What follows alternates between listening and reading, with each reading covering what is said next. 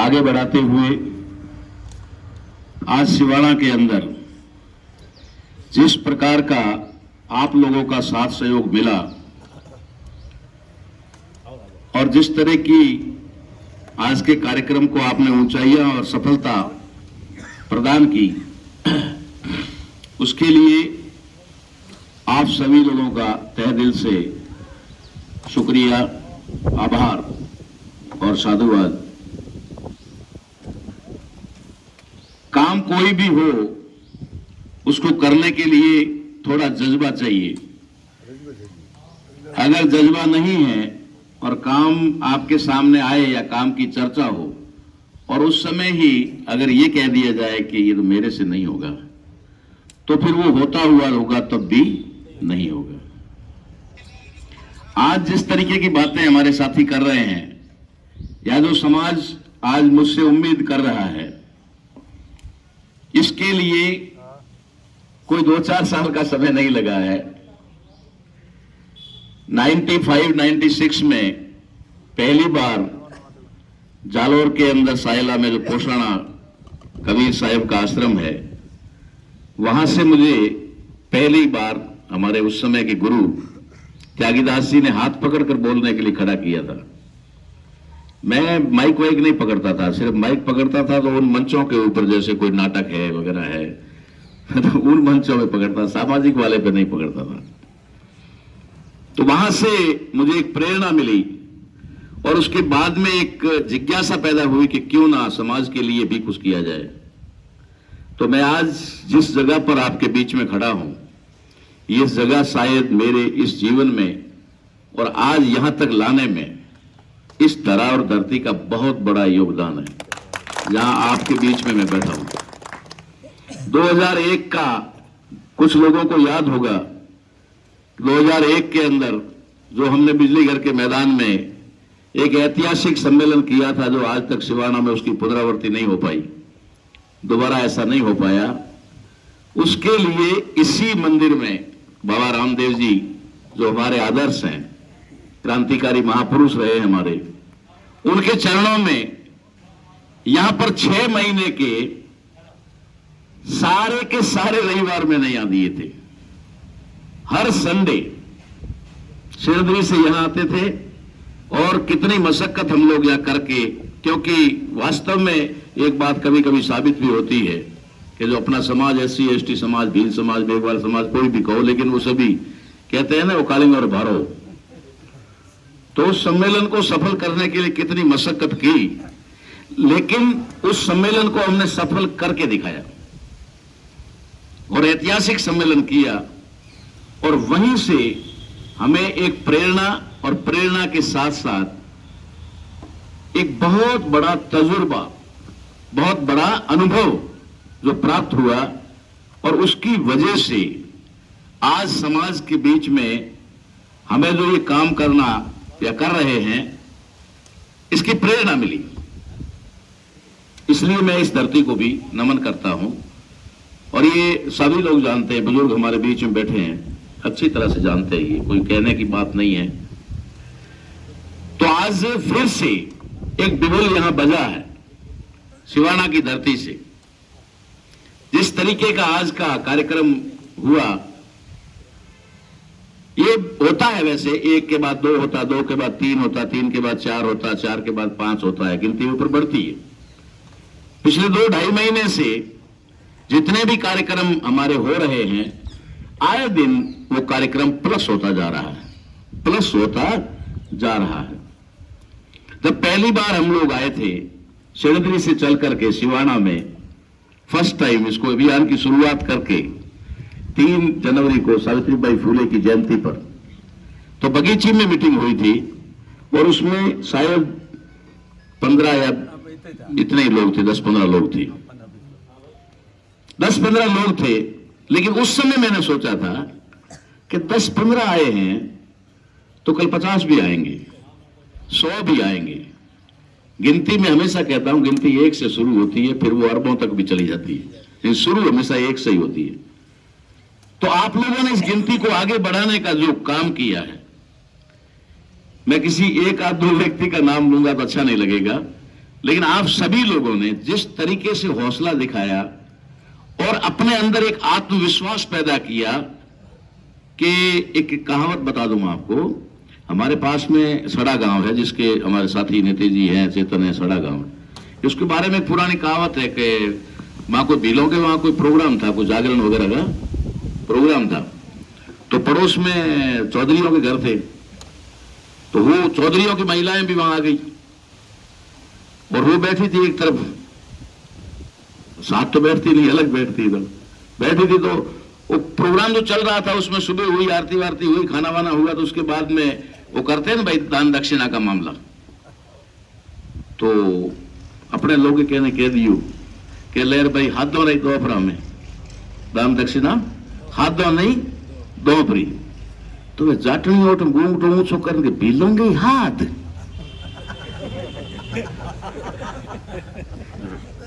नहीं तो सही कह रहा हूं कि भीलोंगे हाथ, उनके मन में ये था कि हाथ तो मोरे ही होवे और ए हाथों के हम और के हाथ होवेगे, तो भीलोंगे हाथ। तो हमें वो मेरे मतों की थोड़ा गुना उनका मन के भीलोंगे एमपी,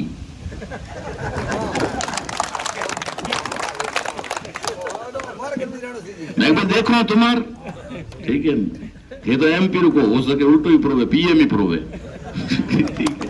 हाँ तो कोई बड़ी बात है, कने हो जो तो नरेंद्र जी ओटे प्रभु की हम देश ने बर्बाद करे पर कियो। तो ये जो बात शुरुआत की होती है हमेशा ऐसा लगता है। उस समय हम कुछ चुनिंदा लोगों से मिले थे, तो उन लोगों के अंदर भी ऐसा था कि पता नहीं क्या होगा। जब नई चीज होती है तो हर आदमी थोड़ा सा संकुचित होता है, लेकिन ये कारवा जिस तरीके से हमने आगे बढ़ाया और तीनों जिलों में 2 दौर हमने, वैसे तो 4 हो गए, लेकिन प्रचार प्रसार समय 4 दौर हो गए, लेकिन 2 दौर हमारे हो गए।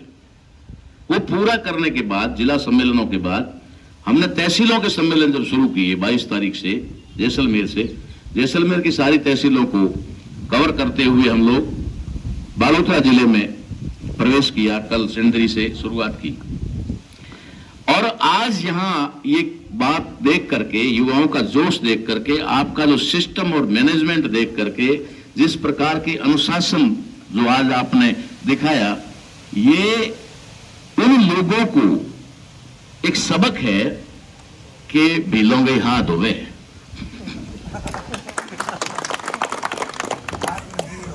ये भी ऐसा कर सकते हैं, ये भी सिस्टम मैनेजमेंट को सबको संभाल सकते हैं, ठीक है ना।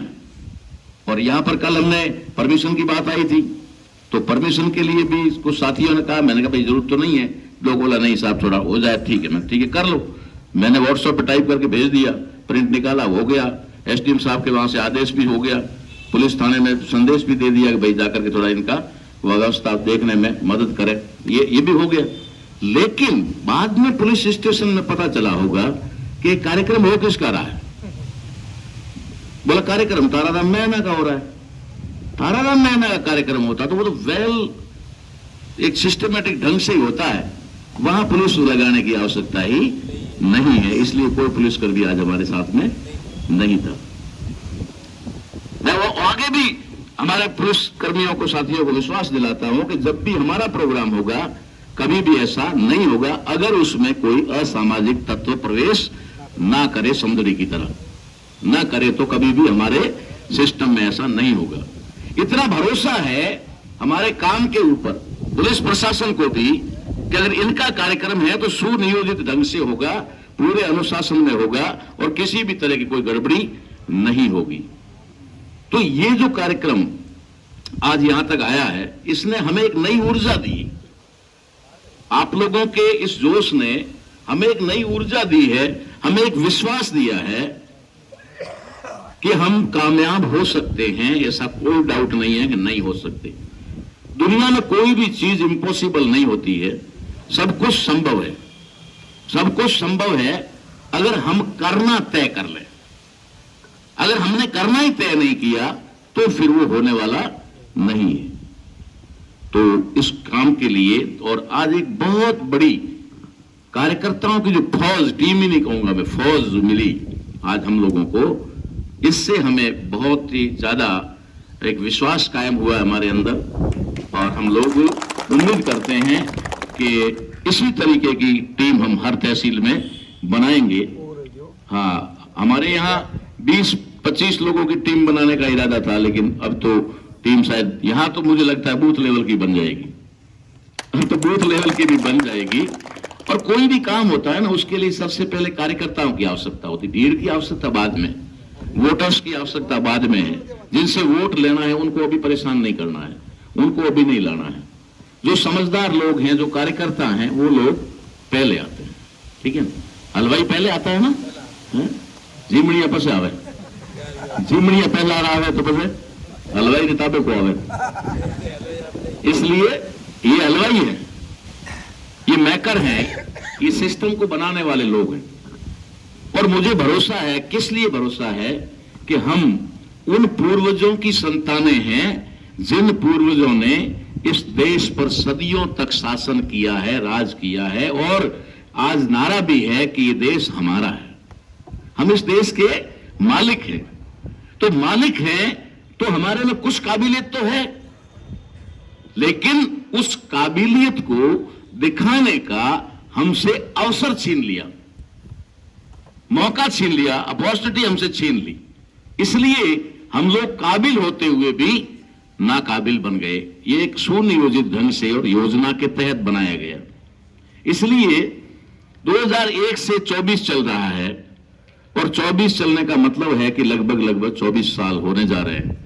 इन 24 सालों में जो भी काम मैंने किया है, सिवाना के अंदर भी आप लोगों को सब पता है कि कितनी क्रांतियां हुई। वो आज सम्मेलन की ही बात नहीं थी, ये बाबा साहब अंबेडकर का स्टेच्यू लगना था, और ऊपर से हो गया था कि मैडम एसडीएम थी, बोला परमिशन नहीं दी।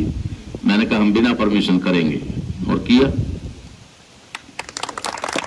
ठीक है, बाबा साहब अंबेडकर ने स्टेच्यू को जब खंडित कर दिया गया तो नई मूर्ति लगानी थी, तब भी पूरी टीम ने कहा कि अब तो आपको आना पड़ेगा। मैं आता हूं और लगेगी।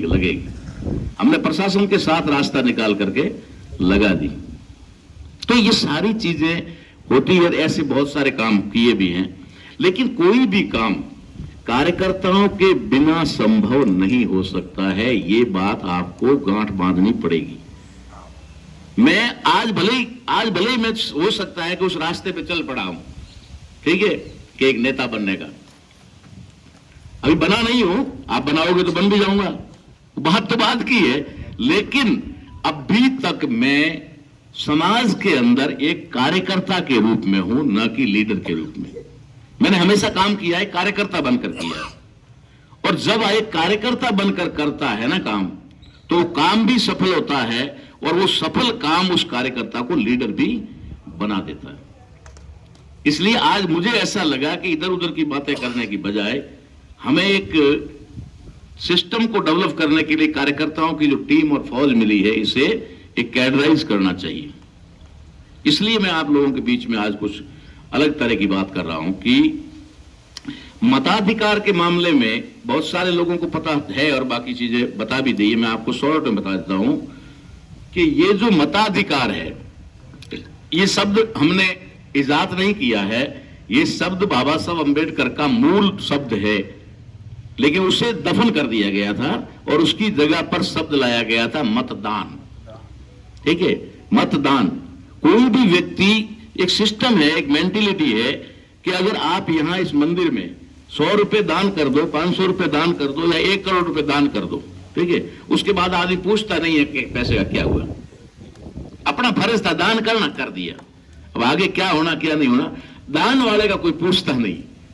ठीक है, तो हमने ये 72-73 साल तक जो दान किया, मतदान किया, उसका हमने, हमारे पुरखों ने पूछा नहीं कि भाई हमारा वोट कहां जा रहा है और वोट किस लिए था।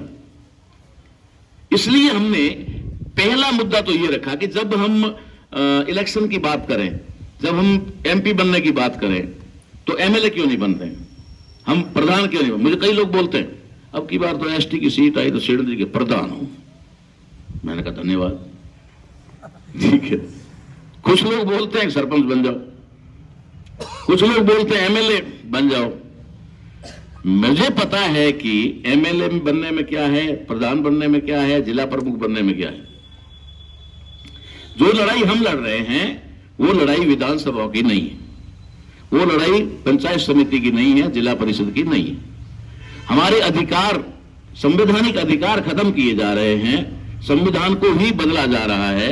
नया संविधान लागू हो चुका है 22 जनवरी से, तो हमें हमारे संविधान को बचाना है और उस बचाने के लिए हमको संसद में जाना पड़ता है। अगर चुनाव लड़के कुछ हीरो बनना है, कुछ एमएलए एमपी बन के सरकारी सुविधाओं का भोग करना है, तो शायद ही सिवाना कॉन्स्टिट्यूंसी अच्छी थी मेरे लिए है। अभी केपी साहब कह रहे थे कि एशिया का 2 नंबर का लोकसभा क्षेत्र है, और हमें भी पहले तो सुनने में था, पढ़ने में था, अब तो प्रैक्टिकल में पता चला जब बिरला जी हम घूमे, तो जब ये घूमे हैं तब पता चला है कि कितना लंबा चौड़ा है। शायद बहुत सारे तो स्टेट है जो बाड़मेर जैसलमेर के लोकसभा जितने हैं, और इससे भी छोटे छोटे हैं नॉर्थ ईस्ट में, तो स्टेट भी इससे 5 से 8 स्टेट मिलकर के भी इतना नहीं होता है। लेकिन यहां पर भी हमने हिम्मत की।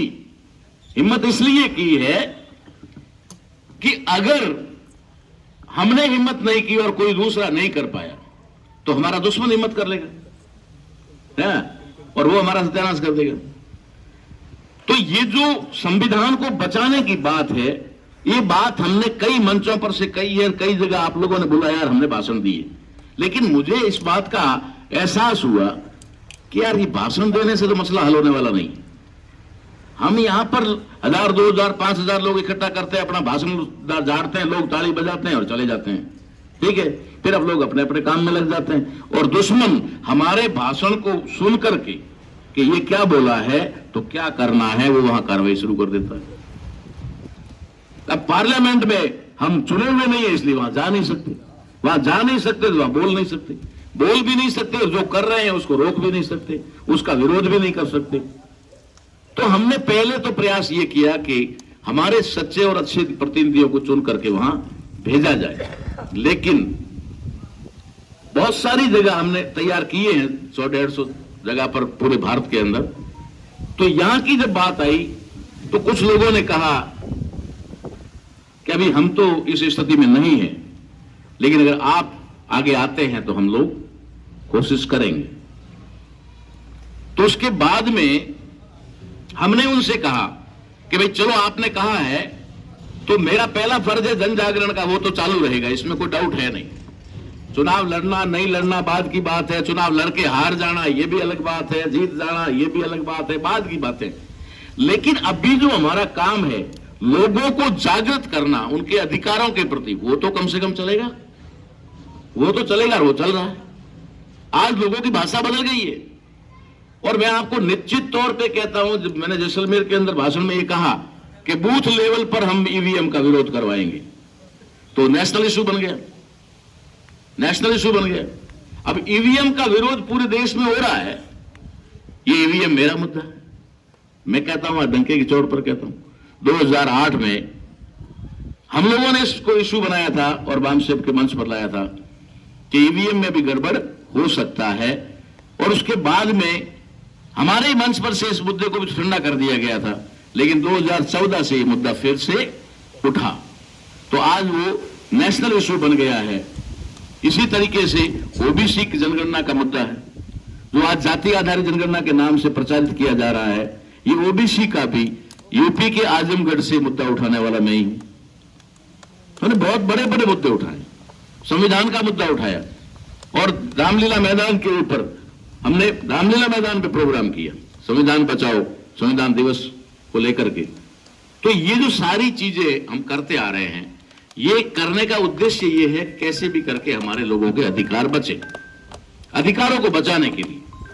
तो अधिकारों को बचाने के लिए पार्लियामेंट में जाना अनिवार्य है, विधानसभाओं में जाने से नहीं होगा, प्रधान या प्रमुख बनने से नहीं होगा, सिर्फ और सिर्फ लोकसभा में जाकर के ही संविधान को बचाया जा सकता है, या संविधान को खत्म करने वाले लोगों को पर अंकुश लगाया जा सकता है, रोक लगाई जा सकती है। अभी यहां एक बात आई थी बहुत बढ़िया कि कौन कहता है कि हो नहीं सकता। बाबा साहब अंबेडकर और जयपाल सिंह मुंडा के अलावा कौन था बताओ, संविधान सभा में कौन था? सिर्फ दो ही शख्स थे, बाबा साहब अंबेडकर और जयपाल सिंह मुंडा। दो ही ऐसे शख्स थे जो संविधान के अंदर हमारे इतने सारे अधिकार दिलाने में सफल हुए। तो अगर एक व्यक्ति या दो व्यक्ति संविधान सभा में पूरे संविधान को अंजाम दे सकते हैं, तो क्या हम हमारे जैसे दो चार वहां जाकर के उस संविधान के ऊपर इंप्लीमेंट करने के लिए दबाव नहीं बना सकते? बोलने वाला एक ही बहुत होता है, क्योंकि सुनने वाले तो है ना, बोलने वाले नहीं है तो सुनने वाले तो हैं, बोलने वाला नहीं है। सुनने अगर बोलेगा तो पास वाले सुनेंगे, सुनेंगे तो कहेंगे अरे बात तो सही है, बात तो सही कह रहे हैं। या तो जो पहले से है उनके दिमाग में नहीं है, समझ नहीं है, इतनी सोच नहीं है, या फिर डर है जिसकी वजह से बोल नहीं पा रहे। जैसे ही कोई व्यक्ति बोलेगा वो भी कहेंगे हाँ है तो ठीक भाई, बात तो सही है। तो ये जो प्रक्रिया हम आगे बढ़ा रहे हैं, इसके लिए दो कंडीशन थी। पहली कंडीशन ये थी कि हमारे समाज को अवेयर करना, समाज को जागरूक करना और अपने वोट की वैल्यू बताना कि आपके वोट की क्या वैल्यू है। आपके वोट किसको कहते हो आप? वोट आते ही मुझे लगता है कि हमारे कुछ लोगों के लिए एक क्या कहते हैं 15-20 दिन का एक फेस्टिवल आ जाता है ना। 15-20 दिन मजे ही मजे, जिधर जाओगे उधर खाने को हलवा मिलेगा, चना मिलेगा, रोटी मिलेगी, वो मिलेगा, वो घूमने को गाड़ी मिलेगा, ठीक है। अब वैसे रोज आते हैं बाजार के अंदर, लेकिन उस दिन फोन करेंगे हमारे बाजार आओ, गाड़ी मिल दो। थोड़ा दिन मजे रहते हैं, लेकिन उनको ये नहीं पता है कि 15 दिन के मजे आपको 5 साल की सजा दिलाते हैं। 5 साल तक आपका वे शोषण करते हैं, 5 साल आप कतारों में खड़े रहते हैं, 5 साल आप लाइनों में खड़े होते हैं, चाहे वो किसी भी प्रकार की लाइन हो, भिखमंगों की तरह भीख मांगते हैं। हम लोग न्याय के लिए लाशें लेकर सड़कों पर बैठते हैं, हमारी FIR तक दर्ज नहीं होती है। क्यों नहीं होती है? क्योंकि हम 15 दिन फेस्टिवल मनाते हैं, 15 दिन हम लोग ऐश मौज करते हैं। इसलिए बाकी के 1800 दिन जो है हम लोग सजा भुगतते हैं। इसलिए पहले तो लोगों को वोट के प्रति जागरूक करना, जो हमारा लगभग काम संपूर्ण होने जा रहा है। जहां जहां भी हम गए हैं, हमने लगभग बाड़मेर, बालोतरा, जैसलमेर जिले के यानी लोकसभा क्षेत्र के लगभग हमने 80% से एबो गांव टच कर लिए हैं। 80% से ज्यादा, 20% बचे होंगे, 80% तक हमने टच कर दिए, जाकर के वहां संदेश हमारा चला गया। बाकी सोशल मीडिया का जमाना है, लगभग लाखों लोगों तक भी चला गया है। तो लोग समझने लगे हैं कि हमारे वोट की वैल्यू क्या है। हमारा वोट क्या एक पौवे के पीछे बेचने वाली चीज है? क्या हमारा वोट 100-500 रुपए के लिए बेचने वाली है? क्या जरा से डोडे और अफीम के बदले में देने वाली चीज है? या फिर 15 दिन थोड़ा ऐश मौज करने के बदले देने वाली चीज है? नहीं। वोट की कीमत को समझने के लिए आपको इतना ही मैं उदाहरण देता हूं कि बाबा साहब अंबेडकर ने जब लड़ाई लड़ रहे थे, बाबा साहब अंबेडकर, उनको मालूम था, जिद थी, उनकी भी जिद थी। क्या जिद थी? कि मैं मेरे वंचित समाज को अधिकार दिला करके ही रहूंगा, चाहे उसके लिए उनको कितनी भी कुर्बानियां देनी पड़ी, 4-4 बच्चे खो दिए, लेकिन बाबा साहब अंबेडकर ने जिद नहीं छोड़ी, जिद नहीं छोड़ी कि मैं मेरे समाज को अधिकार दिला करके ही रहूंगा। जब वो जिद किए हुए थे तो उनको इस बात का भी पता था कि जब मेरी जिद पूरी हो जाएगी और मैं इनको अधिकार दिला दूंगा, तो इनको तो पता ही नहीं है कि अधिकार होते क्या है, अधिकार होते क्या है, इनको पता ही नहीं है। तो वे न तो अधिकारों का उपभोग कर पाएंगे और न ही उन अधिकारों को बचा पाएंगे। और जिस वर्ग ने सदियों तक हमारे समाज को अधिकारों से वंचित रखा है, ठीक है, वो कभी नहीं चाहेगा कि इनको अधिकार मिले। ऐसी स्थिति में बाबा साहब अंबेडकर, एक बहुत दूरदर्शी सोच रखने वाले महापुरुष, हमारे पुरखे, सोचते हैं कि इनके जो अधिकार मैं भविष्य में इनको देने वाला हूं, उन अधिकारों की रक्षा के लिए इनको कोई ना कोई कवच देना पड़ेगा, कोई ना कोई सुरक्षा कवच देना पड़ेगा। अधिकार तो बाबा साहब अंबेडकर ने हमें दिए 1950 में। कब दिए? 1950 में देने में सफल हुए संविधान में। लेकिन बाबा साहब अंबेडकर ने जो 1950 में आपको अधिकार दिए, उन अधिकारों की रक्षा के लिए उन्होंने आपका रक्षा कवच, सुरक्षा कवच 1932 में लिया लंदन से। आप अंदाजा लगाओ कि उनके बारे में जानना और पढ़ना बहुत कठिन बात है। बाबा साहब अंबेडकर प्रयास कर रहे थे, उन्होंने राउंड टेबल कॉन्फ्रेंस में हमें अधिकार दिला दिए थे, दिला चुके थे, लेकिन वो अधिकार गांधी जी की वजह से हमारे अधिकार समाप्त हो गए। ये कम लोगों को पता है। लेकिन बाबा साहब अंबेडकर ने उन अधिकारों को, जो अधिकार वो देना चाहते थे, उन अधिकारों को बचाने के लिए लंदन के अंदर राउंड टेबल कॉन्फ्रेंस में बाबा साहब अंबेडकर ने लंदन की सरकार के सामने, जो ब्रिटिश इंडिया पर भी राज करती थी, उनके सामने कहा कि मेरे लोगों को वोट देने का अधिकार दो। उससे पहले हमारे लोगों को वोट देने का अधिकार नहीं था, क्योंकि सिस्टम के अनुसार वही लोग वोट देते थे जो या तो टैक्स पे करते थे। तो टैक्स पे करने वाली स्थिति हमारे समाज की थी नहीं। जब आय नहीं थी तो टैक्स कहां से देंगे? ठीक है, तो टैक्स पेयर हमारे लोग नहीं थे। फिर दूसरी कंडीशन थी ग्रेजुएट, यानी कि बीए पास होना चाहिए। तो हमारे तो पहली पास ही नहीं थे, तो फिर बीए वाला कौन होगा? तो हमारे समाज को वोट देने का अधिकार नहीं था।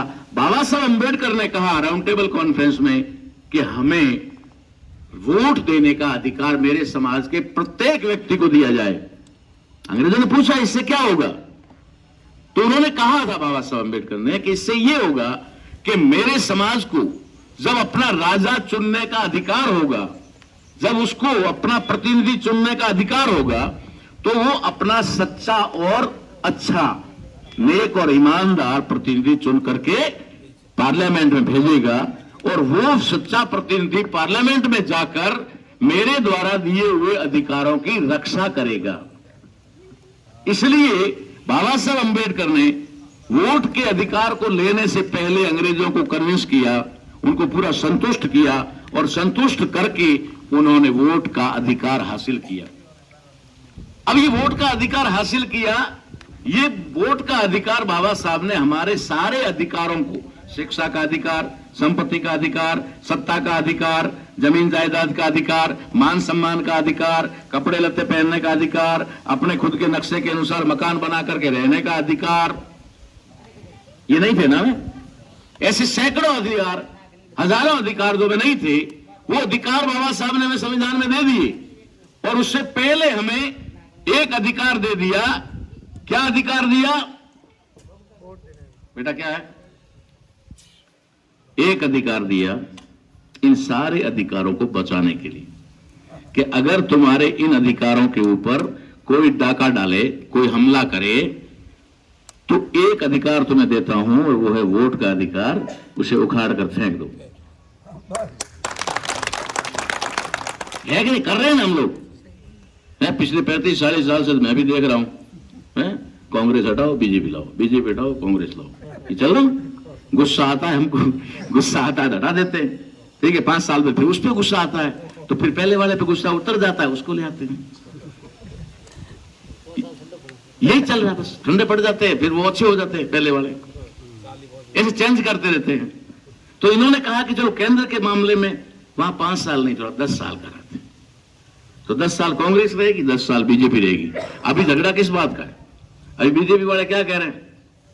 अरे यार हमको 10 साल ही हुए, तुमने साला 60-65 साल तक राज कर दिया कांग्रेसियों ने, तो थोड़ा हमें और करने दो, वरना इनकी टर्म पूरी हो गई, कंडीशन पूरी हो गई 10 साल की। 10 साल मनमोहन जी रहे, 10 साल मोदी जी रहे, अब 10 साल में फिर कांग्रेस को लाना था, और लाना चाहते हैं, लेकिन अभी हालात ठीक नहीं है, ठीक है। अभी तो बहुत बड़ी चीज है। तो ये अधिकार हमें बाबा साहब अंबेडकर ने दिया कि एक वोट के अधिकार से तुम सत्ता में बैठे उन लोगों को बदल सकते हो, सत्ता से धराशायी कर सकते हो, नीचे उतार सकते हो, सत्ता से वंचित कर सकते हो, जो आपके अधिकारों का हनन करे, इसके लिए दिया। तो मेरी नजर में बाबा साहब अंबेडकर के दिए हुए हमारे को अधिकारों में सबसे बड़ा अगर कोई अधिकार है तो वो है हमारा वोट का अधिकार, मताधिकार, जिसको हिंदी में कहते हैं मताधिकार। वोट का अधिकार ये सबसे बड़ा अधिकार है। लेकिन मैंने मेरे समाज में देखा कि सबसे बड़े अधिकार को ही सबसे कम कीमत में बेचा, सबसे कम कीमत में बेचा। जब हम राणा पूंजा की जयंती मनाते हैं, जब हम बिरसा मुंडा की जयंती मनाते हैं, जब हम बाबा साहब अम्बेडकर की जयंती मनाते हैं, जब हम लोग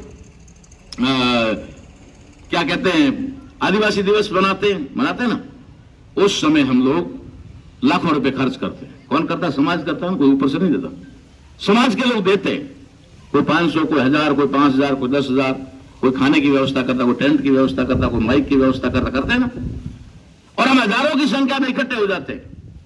इकट्ठे होकर के एक ताकत का प्रदर्शन करते हैं, देखो हम लोग इतने हैं और साथ में हैं, और थोड़ी देर बाद में बिखर जाते हैं, अपने अपने घर चले जाते हैं। अब उस समय उस जयंतियों के अवसर पर तो हम इकट्ठे हो जाते हैं, लेकिन जैसे ही हमारे अधिकारों को बचाने का मामला आता है, यानी कि चुनाव आता है, उस समय हम लोग लड़ा सारे नहीं बड़ो रबारी, यहां पे भी सारा वहां पर ही करना है रबारी और कॉल थोड़ी जगह धनी लड़ा सारे नहीं वो ध्यान है कि अगर खेत में ले गया सारे नारू वोट ले गया तो भेड़ा भी बेटा हौजरा टालना मुश्किल हो गई हैंग दौड़ा दौड़ा टाल की कर टालना ध्यान रहे नहीं लड़ा तो भेड़ा भी टाल रहे कौन जिन्होंने समझदार रबारी तो कौन करे गडरी मालिक वहां पर लड़ो है और सौका लगा दे, कोई पूंछ मारते के कोई कड़िया मारते कोई कौन मारते, अलग अलग रंग रहते हैं। सौका दे दे पसे भलो भेड़ी सरे वहां सौके सौके वाली टाड़न कर लेन पड़ता है। तो आप भले जयंती मनावो, आदिवासी दिवस मनावो, जय जोहार उनका नारायण भारत देश हमारा, ठीक है, यहाँ कब्जा है उनका, ये तो हमारा लेकिन कब्जा है उनका, ठीक है ना। क्योंकि इलेक्शन जब आते हैं तो हम चौके चौके वाले वो गवाह आता है, चौके चौके वाले ले जाता है, कांग्रेस वाले कांग्रेस ले जाता है, बीजेपी वाले बीजेपी ले जाता है, और हम और बंसीलाल जी और ये संपत जी और ये भाई नवाराम जी हम हाथ मलते रह जाते हैं, कोई ही खुद धमकी कर है गापा और ले गया। इसलिए ये वोट के अधिकार और इसकी अहमियत को जब तक समाज को नहीं बताओगे तब तक वही बात होगी जैसे भजन में कहते हैं ना, कहे संत सजराम हाथ में हीरा आया बस धके में थे क्या जो मन पूरी आवे कोई लार लो पूछ मन जरूर आवे के लारी एक रोए माथो देख बीच में कहूं कि वो तो हवा है गाल गोबड़ में वाया तो अभी तक 72 साल में बाबा साहब अम्बेडकर के दिए हुए इस अनमोल हीरे को हम लोग गोफन में डाल डाल के देखते रहे, कभी ठाकुर साहब के कहने से, कभी सेठ साहब के कहने से, कभी गांव के मुखिया के कहने से, कभी दारू में, कभी डोडो में, कभी अफीम में, कभी पैसे में, कभी चने और हलवे में फेंकते रहे। अब हमारे पास में आखिरी बचा है एक, और वो है ये लोकसभा वाला। अगर ये गलत जगह चला गया तो फिर आगे से, क्योंकि इससे आगे चुनाव ही नहीं, हम तो 2029 का कह रहे थे चुनाव नहीं होने वाले, लेकिन सरकारों ने तो बड़ा अच्छा काम कर दिया है। अभी एक संकेत दे दिया है कि 2024 के चुनाव नहीं होंगे। ये डर लगता है ना जब हम बोलते हैं, उनको मालूम है। इसलिए अभी तो ये भी तैयारी चल रही है कि 2024 का चुनाव भी नहीं होगा। इसलिए उन्होंने कह दिया है कि 29 में सारे चुनाव एक साथ करवाएंगे, सरपंच के भी, निकाय के भी, नगर पालिका के भी, एमएलए के, एमपी के, सब 29 में एक साथ ही करवा देंगे। ठीक है, ये तो अभी संकेत आ गया, आप लोगों ने पढ़ा होगा, सोशल मीडिया वायरल हो रहा है। हम बोलते हैं उसके दूसरे दिन प्रतिक्रिया आ जाती है उनसे, क्योंकि कोई देखे ना देखे, लेकिन नरेंद्र मोदी और अमित शाह और दूसरा कौन है वो, उसका मोहन भागवत, ये जरूर देखते हैं। ये मेरा लाइव होता है, जरूर देखते हैं, पक्का देखते हैं। तो इस बात का उनको डर है कि ये जो जागृति चल रही है और ये लोग जो वोट की कीमत समझ रहे हैं, ये अब हमें वोट नहीं देंगे। जैसा कि अभी बात आ गई कि हमारे लोगों ने, बहुत सारे लोगों ने कह दिया है कि साहब अब की बार तो नेताजी जब आएंगे ना मंच पर भाषण देंगे, भाषण देने से पहले ही हम उसके एक प्लास्टिक का गिलास और पौवा ले जा करके मंच पे रख देंगे। कह लो साहब थोड़ा घूंटियों दो और बस बोल दूं, तो वो क्या कहेगा? यही तो कहेगा, क्या बदतमीजी है? तो नहीं सर बदतमीजी कहीं को थे 40 साल मोने पावर या मैं मारो फर्ज उतारनी चाहूं एक कर थे पियो थोड़ी मनवार तो मारी मानो पर हारी उम्र में थोड़ी थोड़ी मानी मानी है। और ठीक है थे मोने भले वो पिंटियो पावो, ठीक है नहीं थे भले मोने पिंटियो पावो मैं थोड़े थोड़ी हगरोड़ी ला हमारी, ठीक है पण पीनो पड़े भाई, क्योंकि दारू पियो ही भलो वे मोरो तो थोड़े हो जाए थे पियो। और लोग तैयार हो गए, लोग करेंगे हंगामा इस बार, ठीक है। तो जागृति से होता है। इस बार हम लोग एक मिनट हमारा जो आप अभी जो तैयारी कर रहे हैं ये मैं नहीं बोला हूं, आप बोल रहे हैं, ठीक है। ताराराम जी आगे बढ़ो हम तुम्हारे साथ हैं, ये नारा बहुत अच्छा है, लेकिन तभी अच्छा रहेगा जब मैं पीछे मुड़ूं और देखूं कि वास्तव में है। तो मैं पीछे मुड़ के देखूं और कोई नहीं है तो फिर कोई फायदा नहीं। तो पहली चीज, प्रत्येक व्यक्ति को ताराराम बनने की बात आई। प्रत्येक व्यक्ति को ताराराम बन के क्या करना चाहिए? अपने अपने रिश्तेदार, अपने अपने जान पहचान, अपने अपने मित्र मंडली के लोगों को अपने वोट की कीमत बताओ। पहला काम तो ये, वोट की कीमत बताओ कि देख भाई वोट है ना, ये राजा बनने का है, राजा बनाने का है, और बने हुए राजा को नीचे गबीड़ने का भी है। गबीड़ दिया 2-1 महीना 3 महीना पहले तो अशोक गहलोत जी ने पड़का पड़ता है, गाड़ियों हालती लारे थके हमें 4 महीना हुआ घरे बैठा कर रो क्यों हारे भाई, आज जनता है कहीं भी कर सके।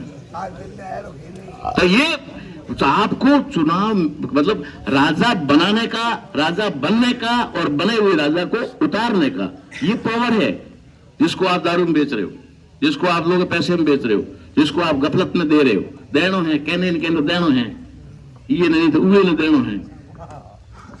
इतनी वैल्यू क्या आपके वोट की? तो पहले तो आपको अपने वोट की वैल्यू प्रत्येक आपके जानकार, आपके मित्र मंडली जानकार को बताना, पहला काम।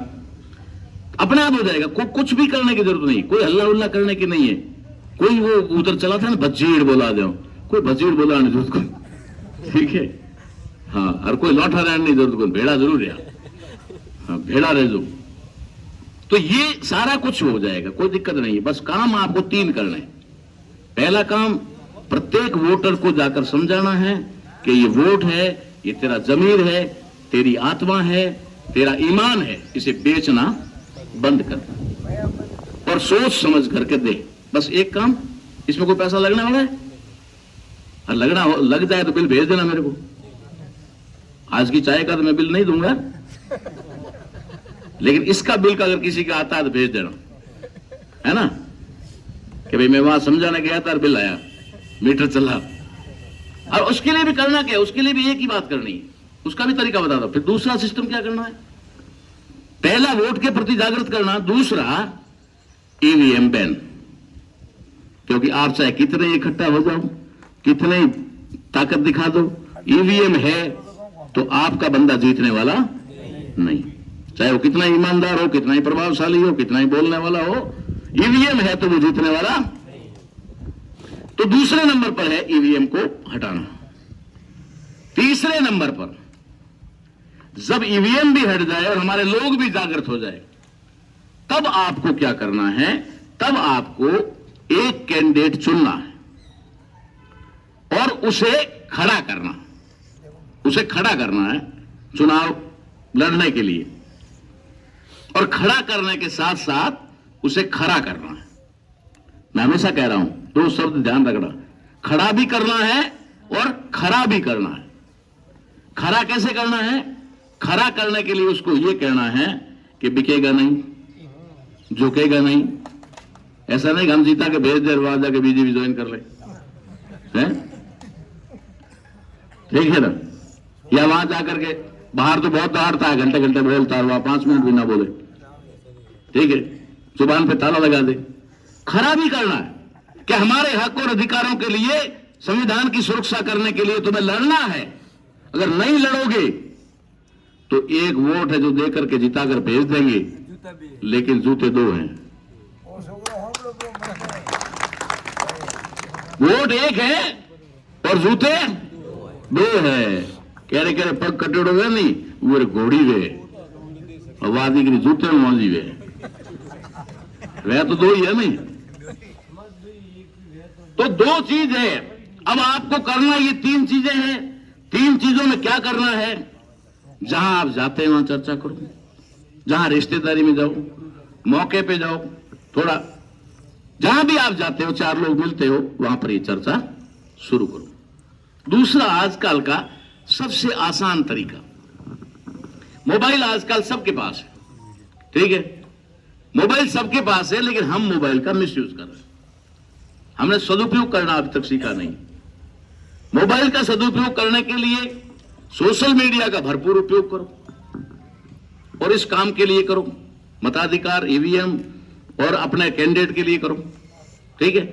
उसके साथ साथ जब आपको बात करनी है किसी से भी, तो बात करने के बाद जब आपकी बात खत्म हो जाए, उसके बाद में उसको तीन बातें बता दो कि देख भाई, वोट कीमती है, बेचना नहीं, ठीक, ईवीएम चोर है, ईवीएम का विरोध करना, ठीक है।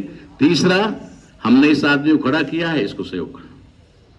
बस तीन बातें बोलनी और ज्यादा कोई लंबी चौड़ा भाषण नहीं देना। अपने घर की सारी बातें कर लो, सारी जो जरूरी है वो करने के बाद में फिर लास्ट में ये तीन बात करो। ईवीएम बैन करना है, ठीक है ना, वोट की कीमत समझना है और अपने प्रतिनिधि को वोट देना। बस इतना ही काम है, ज्यादा कुछ नहीं है। ये जो पहाड़ जैसा लोग कहते हैं ना, अरे लोकसभा का चुनाव, मैं कह रहा हूं बिल्कुल आसान है, कुछ भी नहीं है। और ये चंद लाखों रुपए में हम जीत जाएंगे, करोड़ों के जाने की बात ही नहीं। हाँ भाई, गाड़ियों का डीजल अब जलेगा, वो जलेगा, इसमें कोई डाउट नहीं, ठीक है ना, गाड़ियों का पैसा लगना वो लगेगा। लेकिन अब तक 2.5 महीने या 30 महीने पूरे होने जा रहे हैं, ये 2.5-3 महीने में अब तक हमने होटल पे खाना नहीं खाया है कभी भी। हमारी टीम ने समाज खिला रहा है, रहने की सुविधा कर रहा है, इतना प्यार समाज से मिल रहा है। जिन लोगों को बात समझ में आ रही है वो लोग सारी व्यवस्थाएं कर रहे हैं। अब तक मैंने डीजल का पैसा भेजा है गाड़ियों को, लेकिन खाने का पैसा नहीं भेजा है। इसका मतलब है कि समाज तो साथ है ना भैया। नहीं होता तो जिस समाज की खाने की आदत है उसको मैंने 3 महीने में खिलाने लायक बना दिया। नहीं तो वोट तो आवे गुगरिया बाधे पगोरे, हकरी हकरी होटल में उठ जाए, फोन करे, हाँ सा 6 जना हो 10 जना हो सा, ये होटल में बैठा हूं, ठीक है, हम जाके का पालक पनीर का ऑर्डर दो सा, क्या उठा है थोड़ा है। जिस समाज की खाने की आदत डाल दी थी उन लोगों ने, मैंने उस समाज को खिलाने के लिए तैयार कर दिया। और ये पूरी टीम बैठी हुई है, एक भी जगह ऐसी नहीं जहां हलवा ना बना हो, काजू बादाम ना मिले हो या कुछ से कम रोटी मिली हो। हर जगह तो बाकी रह गया, खाना क्या है? वो अब खाएंगे ना, अभी 3 महीने और पड़े हैं, समाज का ही खाएंगे ना। अरे समाज का खाएंगे सैलरी तो ही अदा करेंगे। जिनकी समाज खाता है ना वो कभी मुड़ के नहीं आते वापस। हम समाज की खाएंगे तो जेकी खाए बाजरी मेरी उठावे हाजरी, तो मैं तो बाजरी ये वास्ते खाओ, ठीक है, नहीं कि नमक हराम नहीं हो जाओ। अगर घर नहीं खाती तो बस थोड़ा कोई ऐसा तो नहीं, कोई बस थे आया कोई काम हारू कह दे भाई थे की हमारे नहीं तो मने वो तो ठाएगा, दरी कड़ी वसाई है, पौनी कने लायो है, चाय कने लाई है, जतरी मोटरसाइकिल आई हुई डीजल बढ़ियो है, पेट्रोल बढ़ियो है, आप टाइम निकालना आया है, लोग आज अपनी दिहाड़ी कहने कारीगर है हुए 1000-1200 मजदूर है हुए 500-600 रुपये दिहाड़ी मारी है। एड़ो कौन आदमी है जो निकमो है, हर आदमी काम वालों।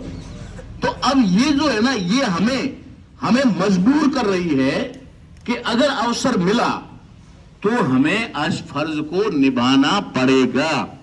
इसलिए हम जानबूझ के समाज का नमक खा रहे हैं, ताकि हम नमक हराम ना बने, नमक हराम ना बने। एक टाइम रोटी खिलाने से समाज नहीं मर जाएगा, हमें पता है, लेकिन खिलाएगा तभी जो दिल से होगा तो खिलाएगा। खाना खिलाना इतना आसान नहीं है, खाने में लगता कुछ नहीं है। अगर आदमी खिलाना चाहे तो 100 आदमियों को खिला दे, 1000 को खिला दे, कंपटीशन में खिला दे। अब कल हमारे उधर सेंडरी में एक शादी थी, स्कूलों में से बच्चों के टोलियां भर भर खिला रहे थे। खिलाने का शौक है उसको। भाई नेत्र गालवा आवे देखो तो ठीक है जी, मिल जाएगी। वो भाई तो स्कूलों में टाबर उठाना शुरू कर दिया। खिलाने का शौक था उसको, वो चाहता था कोई खाए, अच्छी बात है। तो लेकिन दिल होता है तो, नहीं तो गम औखा में से प्रयोग हो। एक तो आया बे भेड़ा क्यों आया, एक रोज क्यों तो बे क्यों आया, घर है उठे रहे लोग।